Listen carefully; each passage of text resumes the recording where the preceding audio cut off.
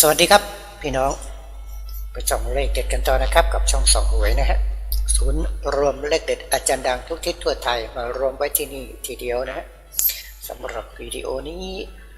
ก็เป็นวิดีโอที่น่าสนใจอีกหนึ่งวิดีโอนะฮะมีข้อมูลเด็ดๆเข้ามาให้ชมกันนะฮะใกล้วันหวยออกก็เข้มข้นขึ้นเรื่อยๆนะฮะไก่เจ้าพายุครับที่เป็นไฮไลท์วันนี้นะฮะสาวน้อย100 ล้านครับแล้วก็ที่ครูโต๊ดนางฟ้านะฮะนางสาวใจดีคนชัยภูมิรับวงในกองสลากนะแล้วก็อีกหลากหลายข้อมูลนะครับค่อยๆดูกันไปนะฮะก่อนที่จะไปดูข้อมูลนะครับ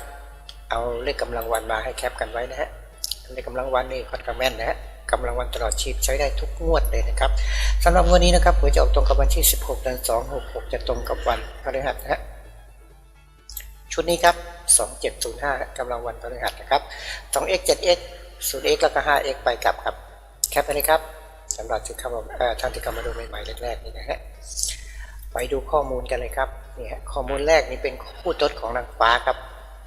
คู่โต๊ดนางฟ้านี่ก็เข้าประจำเลยนะฮะสำหรับงวดที่ผ่านมาเนี่ยคืองวดวันที่1 เดือน 2ครับ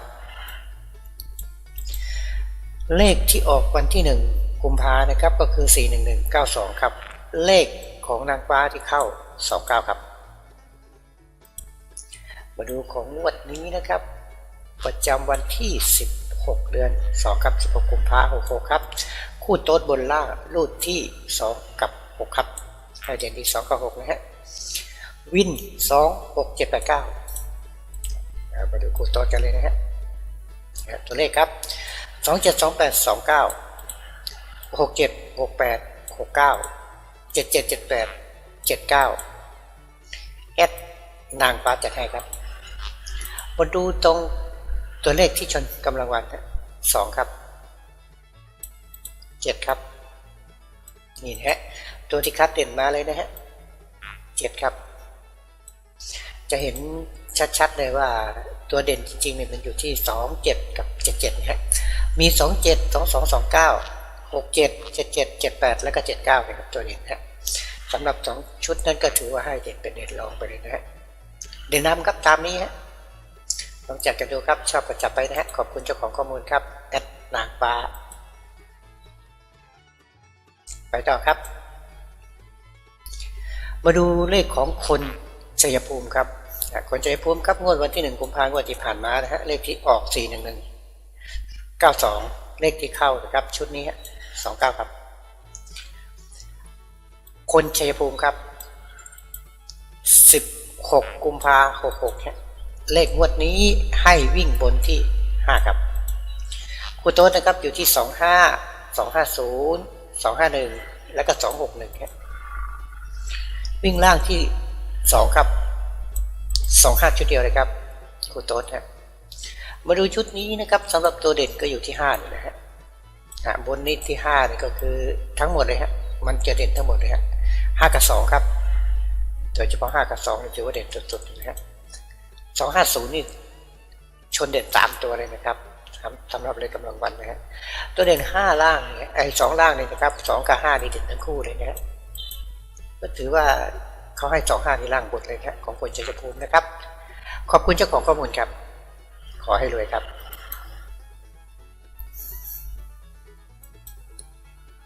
มาต่อกันตรงที่ชุด 3D นี่นะฮะ 3D ในงวดที่ผ่านมาบอกตามตรงว่าไม่เห็นมาก่อนนะครับอันนี้ไปเจอแล้วก็เอามาให้ดูกันนะฮะมาพิจารณากันครับวันที่1 เดือน 2 ปี 2023นี่นะเลขที่ออกของงวดวันที่1นี่ก็คือ41192ครับเลขที่เข้านี่411แล้วก็9229นี่แหละครับของ 3D มาดูงวดนี้ครับ16 เดือน 2 ปี 2023เนี่ยเขาให้มาที่5225นี่ตัวดังเลยนะครับของคนชัยภูมิเมื่อกี้นี่นะฮะแล้วก็8557ครับ714 742 274 844 784แล้วก็773ครับ 3D นี่นะฮะไปสีม่วงๆนะลองดูนะครับว่าชุดนี้ของวันที่16นี่นะฮะตัวเลขก็มีตัวเด่นอยู่หลายตัวเลยนะหลายชุดเลยนะครับโดยเฉพาะตัวชนเด่นเนี่ยคือ5กับ2นะฮะ5กับ7เนี่ยใช่เลยครับมันก็ชนคู่มานี่นะฮะตัวเด่นนะครับนี่ครับและชุด 7นี้ก็เด่นทั้งหมดนะฮะ7กับ2เด่นนะครับชุดนี้นะฮะแล้วก็จะมีตัว7นะฮะก็เด่นอยู่หลายตัวนะฮะก็ลองเอาไปวิเคราะห์กันดูครับชอบชุดไหนก็จัดไปขอบคุณเจ้าของข้อมูลนะครับมาดูชุดนี้นะครับเป็นเลข3ตัวเลข3ตัวที่เขาให้มานี่นะฮะงวดประจำวันที่17 17 มกราเลขที่ออก51947อันนี้ก็จะมี519ที่ก็ไปเจอมานะฮะลองเอามาพิจารณากันดูนะฮะเลข2ตัวก็เข้าที่19อยู่นะฮะ3ตัวก็519แล้วงวดต่อมานะครับคืองวดวันที่1กุมภาพันธ์ที่ผ่านมาถ้า411ครับและ411นะครับจะเข้าตามนี้หรือเปล่าก็ไม่เจอไม่เห็นนะก่อนหวยออกนะฮะแล้วก็11นี่นะครับสำหรับงวดนี้ครับมาดูกันที่งวดนี้นะครับ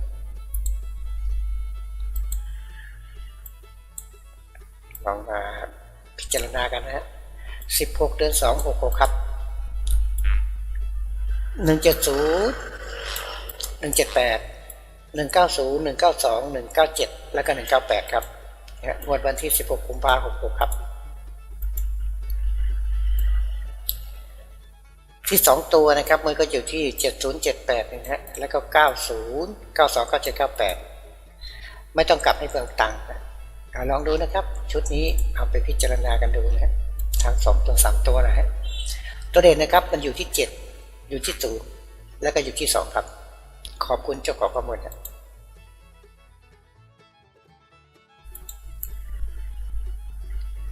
แมวกวักครับงวดที่ผ่านมานะครับงวดวันที่1 เดือน 2 66เลขที่ออก41192เลขที่เข้า92ครับเลขรัฐบาล16 เดือน 2 66ดูกันชัดฮะเลขของแมวกวักนี่นะครับตั้งแต่69 79 88 33 56 51แล้วก็64ครับ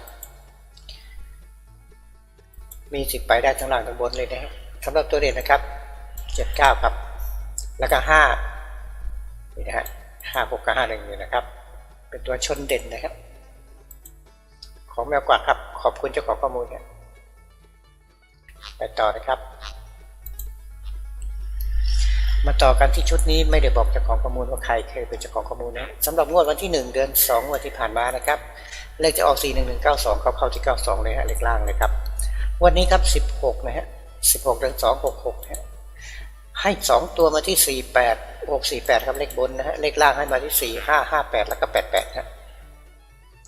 ตัวเด่นอยู่ที่5นะครับชุดนี้นะครับมันก็อยู่ที่นี่แหละ45กับ5กับ8 58นี่นะตัวล่างนะครับขอบคุณเจ้าของข้อมูลนะครับอ่านไม่ออกนะตรงนี้นะลายเซ็นนะฮะมาต่อกันที่ชุดนี้ครับเป็นเลขของเหนือเมฆนีออนฮะเหนือเมฆนีออนฮะ16 เดือน 2 66ครับเลขล่าง8980 81 9990 91 0900แล้วก็01ครับเหนือเมฆนีออนครับชุดนี้ตัวเด่นอยู่ที่0ครับขอบคุณเจ้าของข้อมูลครับมาดูชุดของจาริกิตนะแอดลิกิตนะฮะ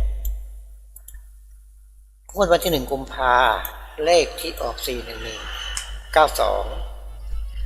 41192นี่เข้าแค่คุณโต๊ดนะฮะเป็น4นะฮะมาดูงวดนี้ครับงวดนี้วันที่16 กุมภาครับ16 กุมภาพันธ์ 66ครับวิ่งรูดที่0กับ1นะฮะครูโต๊ดครับอยู่ที่03 04 05 06ครับ13 14 15 16ครับแอตติคิดฮะชุดนี้ตัวเด่นอยู่ที่0ทั้งแถวนะฮะแล้วก็อยู่ที่5ครับนี่นะฮะตัวเด่นครับขอบคุณเจ้าของข้อมูลนะครับจาริกิตนะฮะไปต่อเลยครับตัวเลขใกล้เคียงกันเลยนะระหว่าง2ชุดนี้นะฮะแต่ก็ไม่เหมือนนะฮะใกล้เคียงแต่ไม่เหมือนทั้งหมดนะฮะบางตัวมาดูชุดนี้นะครับ3ตัวบนเลขรัฐบาลชุดนี้เป็นเลขหวยทำมือนี่นะฮะลองดูว่าข้อมูลนี้ 3ตัวบนครับเลขรัฐบาลตั้งแต่196นะครับเลขที่ออกงวดนั้นก็คือ196นะฮะงวดต่อมาก็คือ519ครับเข้าที่519นะฮะงวดที่แล้วนะครับ411เนี่ยเขาก็เข้าที่411อันนี้ก็ไม่เห็นมาก่อนนะครับไปเจอมาแล้วก็มาให้ดูกันนี่นะฮะวันที่16เดือน2 66ครับ940 941 942 950 951 952ดูตัวเลขแล้วมาสนใจนะฮะตัวเด่นครับอยู่ที่0นะฮะชุดนี้ครับแล้วก็อยู่ที่2ครับก็คือชุดนี้นะฮะแล้วก็คืออยู่ที่5กับ2นี่เลยฮะตัว5นะครับเด่นทั้งหมดก็เด่นประมาณนี้เลยฮะคือถือว่าก็เด่นทุกชุดนั่นแหละครับถ้าจะชอบนะฮะจัดไปฮะมีโอกาสได้รางวัลที่1ได้เหมือนกันนะฮะ951 952ขอบคุณเจ้าของข้อมูลครับเป็นหวยทำมือนะฮะชุดนี้ไปต่อครับมาดูของชุดนี้เป็นของอาจารย์19ครับ3ตัวของอาจารย์19ลองดูกันนะฮะตั้งแต่งวดก่อนนู้นนะผลงานนะอาจารย์19ครับ3ตัว196ครับ519ครับชุดนี้มีสูตรมาให้ดูด้วยนะฮะนี่นะเราแคปไปเลยครับใครที่ชอบคำนวณสูตรนะฮะตามนี้เลยครับตามสูตรเลยฮะแล้วงวดต่อมาก็คืองวดวันที่ผ่านมานี่นะฮะ411ครับเลขที่ออก411นะฮะแล้วมาลุ้นกันที่งวดนี้เลย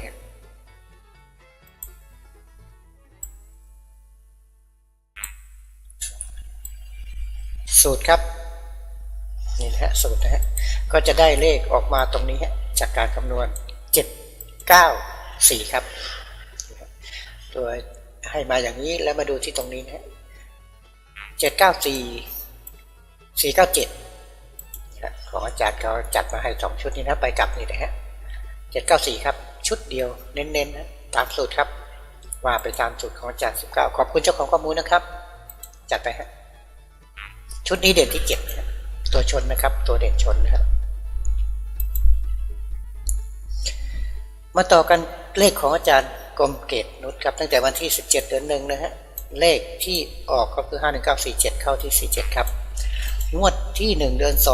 41192เลขที่ออกนะฮะเลขที่เข้า29ครับงวดวันที่16เดือน2ครับเลขล่างนะฮะของกรมเกตนุชนะฮะเรามาดูกันที่ครูโต๊ดนะตัวเลขครับ020305แล้วก็06ครับ70087282ครับ637338แล้วก็75ครับ58687867ครับ048494แล้วก็96ครับชุดนี้ตัวเด่นอยู่ที่0อยู่ที่2อยู่ที่5อยู่ที่7ครบเลยนะฮะลองจับกันดูนะครับนี่ทั้ง2ทั้ง5ทั้ง7อยู่ตรงนี้นะฮะแล้วก็มี7นี่นะฮะชุดเด่นนะครับตัว7ตัว5ตัว0นะฮะหาดูกันครับขอบคุณเจ้าของข้อมูลนะครับของจักรกรมเกตนุชนะไปต่อเลยครับของ JB ครับจิรพัฒน์ฮะหวยทำมือนะฮะตามสูตรครับคำนวณสูตรมาเนี่ยตั้งแต่ดูงวดก่อนๆนู้นนะงวดที่ผ่านมานะฮะตั้งแต่งวดที่05นะครับเลขที่เข้า05นี่เข้าบนนะฮะ05ตั้งแต่งวดวันที่1ธันวาเลยนะฮะ1ธันวานะฮะเข้าที่05แล้วก็งวดต่อมาก็เข้าที่93เข้าที่96เนี่ย96วันที่30ธันวาครับ196ฮะจาก96มาที่19ฮะ19ก็คืองวดที่519เลยฮะแล้วก็งวดที่ผ่านมาแล้วก็คืองวดวันที่1กุมภาพันธ์ครับ411ครับเข้าที่11นี่นะฮะมาดูที่งวดนี้ครับนี่นะครับงวดนี้นะครับเลขที่ให้มาก็คือนี่นะฮะ1535แล้วก็05 1636แล้วก็06 153505 163606ครับของ GAP ครับจิรพัฒน์นะงวดวันที่16กุมภาพันธ์ครับตัวเด่นครับอยู่ที่5แล้วก็อยู่ที่0ครับแถว5นี่ทั้งหมดเลยฮะนี่ครับแถว0นะประมาณนี้นะตัวเด่นครับเด่นสุดๆอยู่ที่05นะขอบคุณเจ้าของข้อมูลนะครับ แคปไปเลยครับมาดูเลขพระอาจารย์คนโคราชครับอาจารย์คงนะพระอาจารย์คงโคราชครับงวดวันที่1 กุมภาพันธ์ได้เข้า2ครับ2นี่เข้า92ล่างเลขที่ออกก็คือ11492ครับ41192นะวันนี้ครับพระอาจารย์คงโคราช16 กุมภาพันธ์66ครับวิ่งบนครับอยู่ที่01 379แล้วก็ที่16เลขโบราณก็บอกตัวประกบก็379เลขโบราณ16นะตัวบนนะครับ2ตัวนะครับอยู่ที่2021 4041 5051 6061 8081 9091แล้วก็0509ครับเน้นที่05กับ09นะฮะ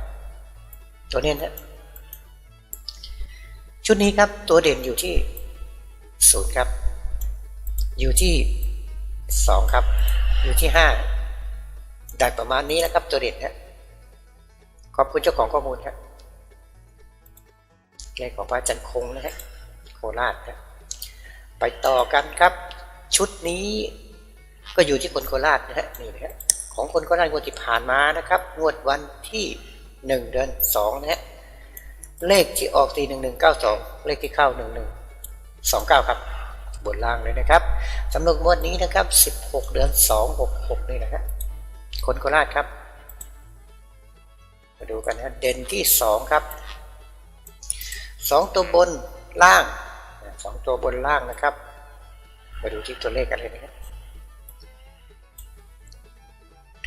49 40 4142 5950 5152 6960 6162 7970 7172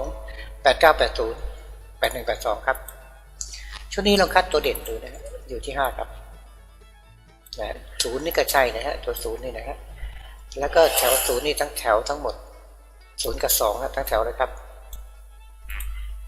5เลยฮะตัวเด่นนะครับแล้วก็7ครับเท่านี้ครับตัวเด่นครับตัวที่ชนเด่นนะครับตัวไม่ชนก็ให้เป็นเด่นรองนะฮะขอบคุณเจ้าของข้อมูลครับไปต่อกันเลยครับคนก็น่าจัดให้นะชุดนี้ฮะมาดูชุดนี้ครับของเจ๊กุ้งพารวยครับเจ๊กุ้งพารวยนะงวดวันที่1 เดือน 2งวดที่ผ่านมานะฮะ41192ครับเข้าที่คูโต๊ด4แล้วก็วิ่งรูดที่4ครับ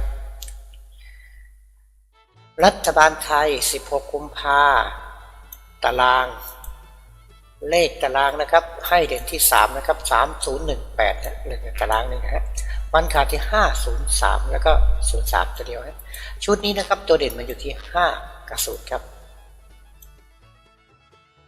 แล้วก็0ตัวนี้เนี่ยก็เด่นนะครับชุดนี้ของเจ๊กุ้งพารวยครับขอบคุณเจ้าของข้อมูลครับไปต่อนะฮะ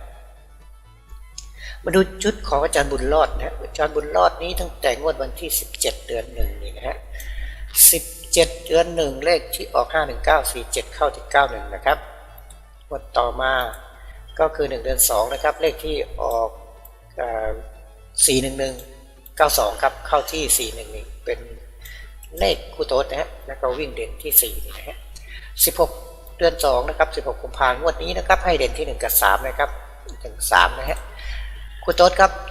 1415 1718ครับ35 37 38อาจารย์บุญรอดพารวยนะครับ3ตัวนะครับอยู่ที่935 7359 37แล้วก็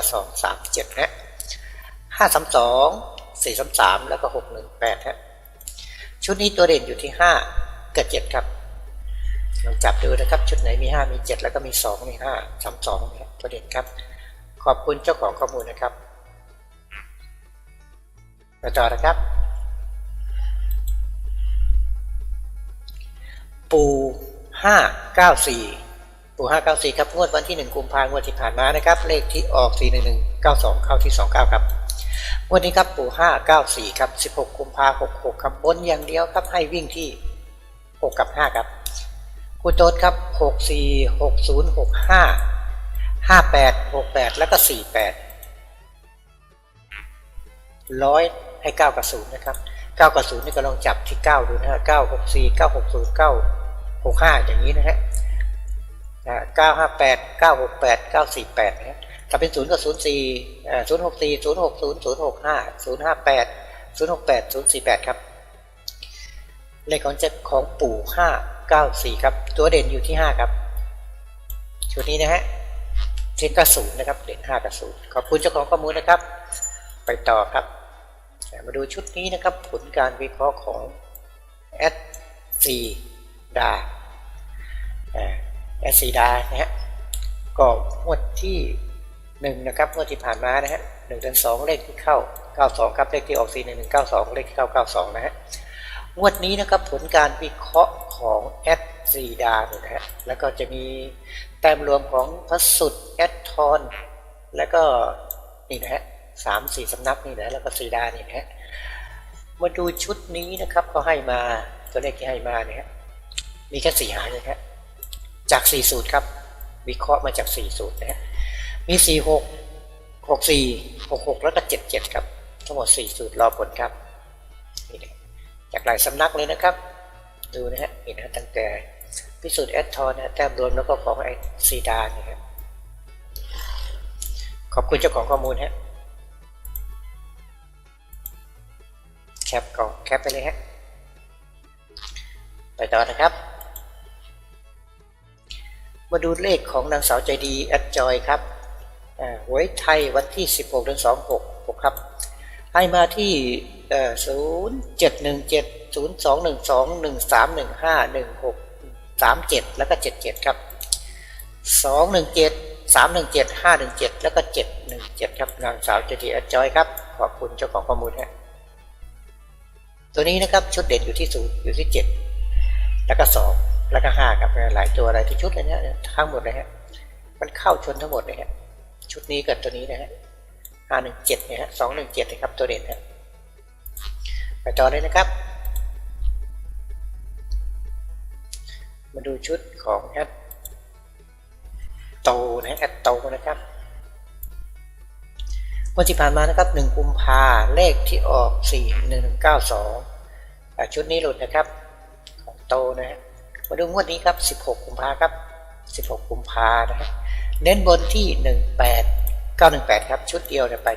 ชุดเดียวนะครับแล้วก็ถอดมาเป็นเลข2 ตัวนี่นะฮะตัวล่างชุดเดียวครับ82ครับฉบับสมบูรณ์สมบูรณ์กับบิดามารดาแอดโตครับ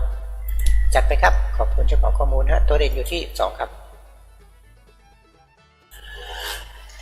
มาต่อกันตรงเลขนี้ครับรับเฉพาะวงในกองสลากครับ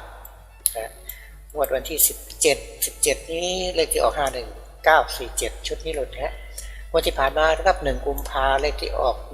41192ชุดนี้ก็ยังหลุดอยู่นะฮะ16 กุมภาครับ16 กุมภานี่เลขนี้ฮะ16 กุมภานะครับให้มา3 ตัวที่2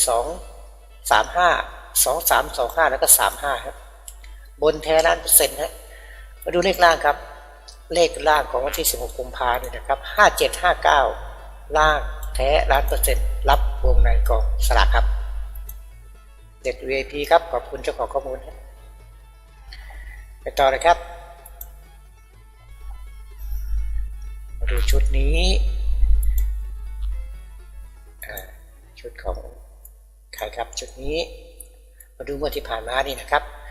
วันที่1 เดือน 2 66ครับวิ่งบนที่4 กับ 9เนี่ยเข้าทั้งคู่เลยครับพอมันเข้าล่างกับบนนะครับงวดที่ผ่านมาเลขที่ออก41192นะเข้าที่4 กับ 9ครับคู่โต๊ดอยู่ที่92ครับนี่ฮะ92นะครับ92เนี่ยบนแต่ออกล่างครับเจ้าของข้อมูลนะครับแอดวีระยูครับข้อมูลนะมาดูงวดนี้ครับของวีระโยนี่นะฮะมาดูเลขคู่โต๊ดที่ให้มามีตัวไหนบ้างนะงวดประจำวันที่16 เดือน 2 66นะครับให้วิ่งบนที่9 กับ 8ครับคู่โต๊ดครับ3 ตัวบนให้ได้986 985แล้วก็982ครับ86 85 82ครับเลข2 ตัวนะฮะมาต่อกันที่ชุดล่างครับชุดล่างให้วิ่งที่2ครับมี82 73แล้วก็64ฮะ3 หางครับแอดวีระโยครับจัดไปครับขอบคุณเจ้าของข้อมูลฮะชุดนี้เด่นอยู่ที่7 กับ 2นะฮะตัวเด่นนะครับใครแคปได้ก็แคปจัดไปเลยฮะแคปไปไว้ดูกันนะไปต่อนะครับมาดูเลขประมูลนะฮะ งวดก่อนนู้น19658วันที่30นะครับก็เข้าแค่คุณโต๊ดนะฮะ19งวดต่อมา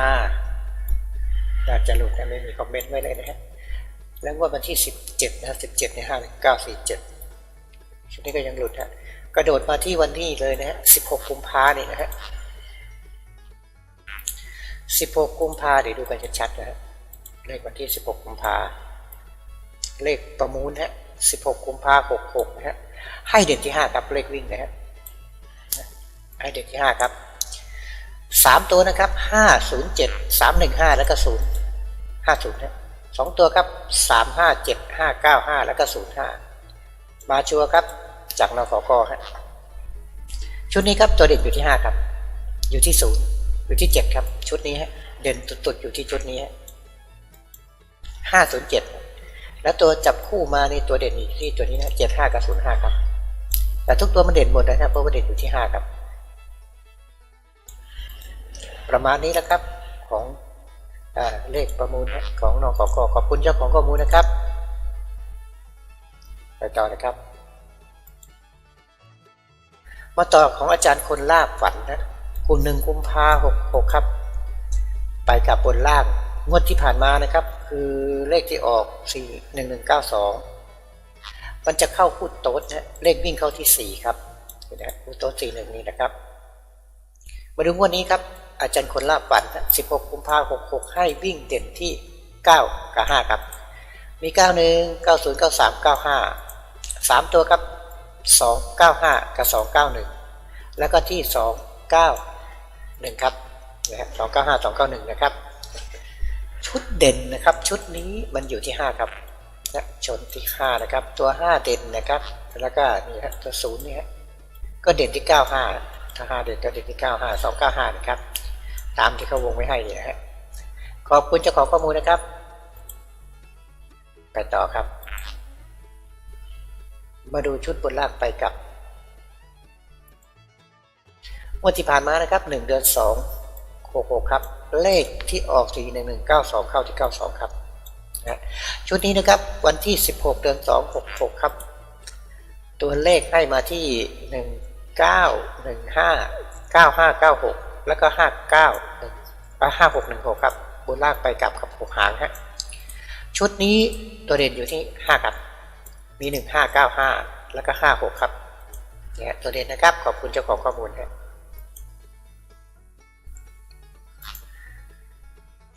มาต่อของเลขของแอทอนนะฮะเจ้าของข้อมูลนะครับงวดที่ผ่านมานะครับงวดวันที่1นะฮะ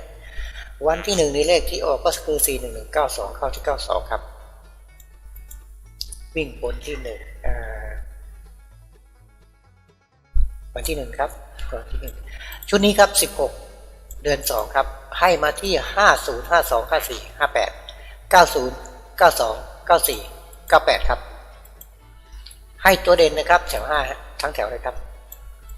แล้วก็0นะฮะแล้วก็2ครับนี่ครับตัวเด่นครับขอบคุณเจ้าของข้อมูลครับ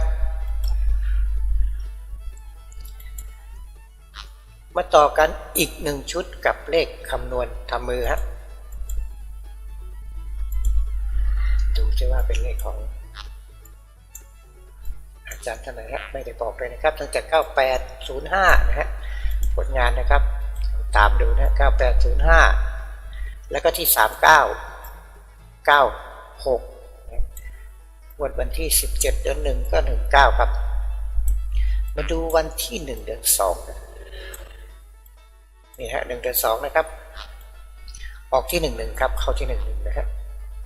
411ครับเลขที่ออกนะฮะ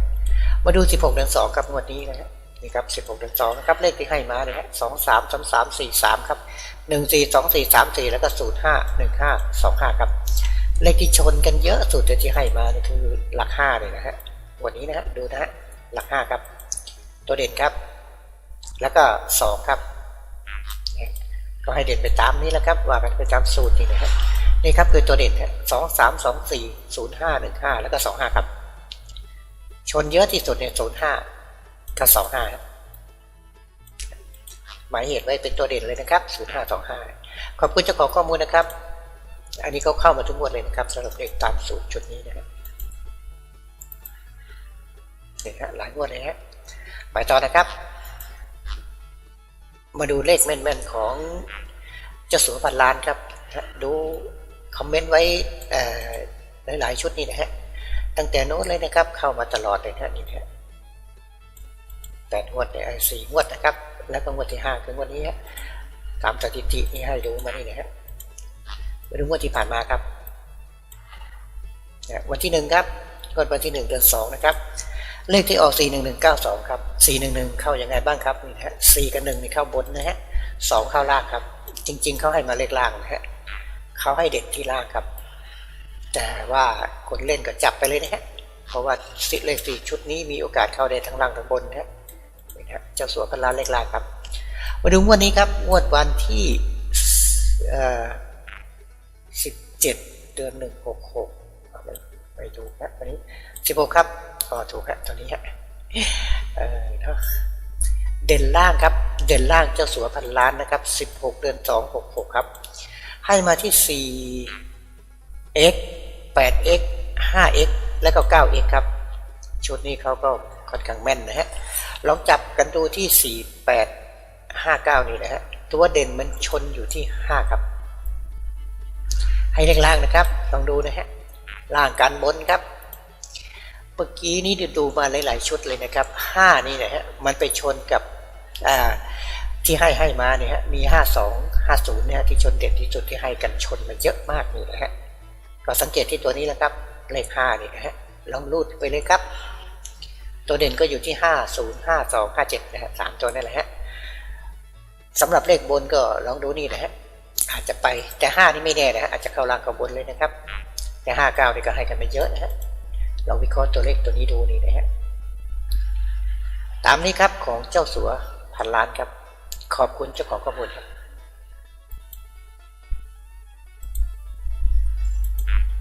ใครจะแคปก็ลองแคปดูนะฮะนี่นะฮะของเจ้าสัวพันล้านครับนะฮะเข้ามาทุกงวดเลยนะครับทั้งล่างทั้งบนนะไปต่อเลยนะครับมาดูเลขของแอดใบหอมครับแอดใบหอม3ตัวบนนะครับอยู่ที่ดูชัดนะฮะนี่นะฮะ3ตัวบน304 308 374 348นะ604 608 674 678ครับ2ตัวนะครับอยู่ที่04 06 08 44 46 48แล้วก็74 76ครับ16 กุมภาพันธ์ 66ครับแอดใบหอมจัดให้ครับขอบคุณเจ้าของข้อมูลนะไปเลยต่อนะครับ92ผ่านไปคืองวดที่ผ่านมานะฮะเลขเกี่ยว92นะครับงวดนี้ครับ557 57 75แล้วก็55นะฮะ16 เดือน 2 66ปางทิพย์ครับปางทิพย์นะจัดไปครับตัวเด่นอยู่ที่7กับ5เลยนะฮะชุดนี้ถือว่าเด่นครับขอบคุณเจ้าของข้อมูลครับมาดูสาวน้อย100 ล้านครับชุดเอาคืนนะงวดที่ผ่านมานะครับ1 กุมภาพันธ์ 66เลขที่ออก41192เข้าที่92ครับตรงๆเลยฮะวันนี้ครับปลดหนี้สาวน้อย100 ล้านครับขอให้รวย100 ล้านกันครับมาดูตัวเลขนะฮะนี่นะครับ0 36 5 21ตัวบนครับ3621ฮะวิ่งบนที่3กับ2ครับ16 กุมภาพันธ์ 66ให้มาน้อยชุดด้วยนะครับมาแค่2ชุดเองฮะตัวเด่นครับ0ฮะนี่นะฮะแล้วก็5กับ2ครับ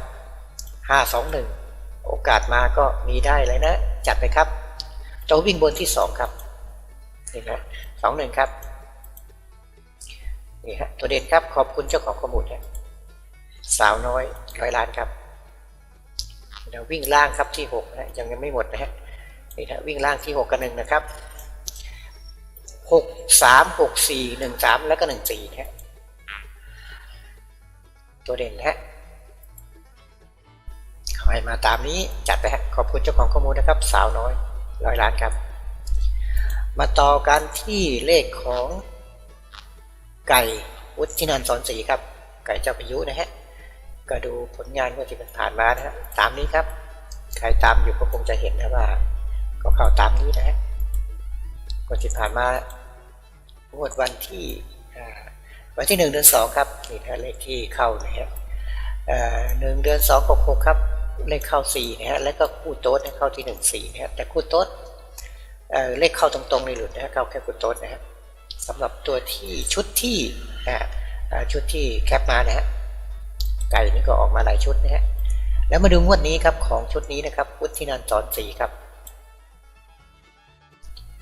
วุฒินันท์สอนศรีถ้าไก่เจ้าพายุเนี่ยนะฮะให้วิ่งบนที่3กับ4ครับเด่นล่างที่2ครับเนี่ยตัววิ่งนะครับ16เด่น2 66นะฮะ3ตัวครับดูกันชัดๆเต็มๆดูนะฮะตัวเลขนะครับ0 4 3 6 3 6 4 9 3 8 7 0 3 0 4 2 5 3 2 4 1แล้วก็อยู่ที่43ครับชุดนี้นะครับเดี๋ยวมาดูที่ตัวเด่นกันนะครับว่าชนตัวไหนบ้างนะฮะ0ครับชุดนี้ชนเด่นที่0ฮะแล้วก็อยู่ที่7ครับอยู่ที่0อยู่ที่0อยู่ที่5อยู่ที่2ครับนี่ฮะคือตัวเด่นนะครับตัวที่ชนเด่นนะชนเด่นกำลังวันเนี่ยตัว2นี่นะตัวเด่นนะของคุณไก่วุฒินันท์สอนศรีครับจัดไปครับแคปไปเลยนะฮะได้มาประมาณนี้ขอบคุณเจ้าของข้อมูลนะครับ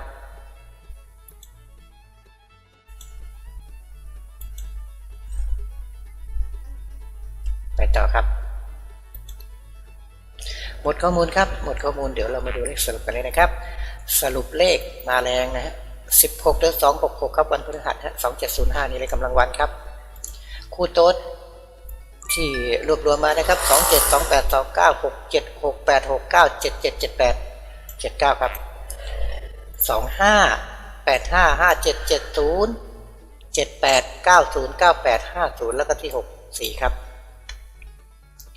45 43 42 41 31 32 35 36 38ฮะ794 532 735 295แล้วก็521ครับวิ่งเด่นครับงวดที่ผ่านมาเลยให้มา4ตัวในเข้า3ตัวเลยนะฮะสำหรับเลขวิ่งเด่นทางช่อง2หวยนะฮะ4 2 1 3ครับลองจับกันดูที่ชุดนี้นะฮะเอาไปจับดูกับตัวเลขที่เข้าเด่นๆนะฮะจับกับรางวัลก็ได้นะครับ2705เนี่ยครับสำหรับชุดนี้โอกาสมีเข้าสูงครับลงไว้วันที่10เดือน2 66เข้าไปดูหลังหวยออกกันนะฮะดูนะครับเลขที่ประมวลผลมาให้ดูนี่นะฮะแล้วก็ตัวที่เลือกนี่นะฮะก็คือตัวที่ขีดเส้นใต้นี่นะครับชอบไหมฮะถ้าชอบตามนี้จัดตามนี้ครับแต่ถ้าไม่ชอบอยากจะเลือกไว้ให้ก็เลือกเองเลยนะครับชอบชุดไหนก็จับไปนะครับเพราะว่าดวงแต่ละท่านไม่เท่ากันอยู่แล้วนะครับขอให้ชอบตัวที่ใช่ขอให้จับตัวที่ถูกนะครับขอบคุณนะครับสำหรับเจ้าของข้อมูลทุกข้อมูลเลยนะครับที่อนุญาตให้นำมาเผยแพร่ต่อในวันนี้นะครับขอบคุณนะครับท่านผู้ชมทุกท่านที่ติดตามชมอย่าลืมกดไลค์กดแชร์เป็นกำลังใจครับแล้วก็กดติดตามนะครับท่านจะได้ไม่พลาดข้อมูลที่สำคัญครับกดติดตามอย่าลืมกดรูปกระดิ่งนะครับเวลาลงวิดีโอมันจะได้ไปเจอให้ท่านกดดูได้ทันทีนะครับผมหวังว่าวิดีโอนี้คงจะเป็นประโยชน์สำหรับท่านไม่มากก็น้อยนะสำหรับวันนี้โชคดีรวยๆเฮงๆกันทุกท่านนะครับพบกันวิดีโอหน้าบุญรักษาเทวดาคุ้มครองสวัสดีครับ